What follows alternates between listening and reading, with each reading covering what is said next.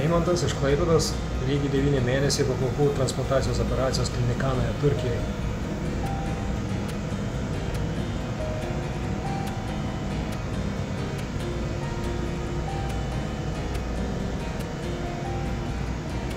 Jeigu gerai įsižiūrėsite į šonus, tai eina dar atskirti tą tokį kaip gaublio raštą ant galvos, kur buvo plaukai ištankinėti.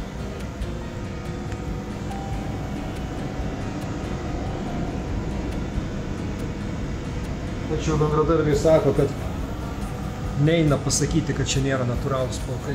Nes reikia jau, pirmiausia, reikia žinoti, ką žiūri. Toliau reikia labai įdėmiai žiūrėti.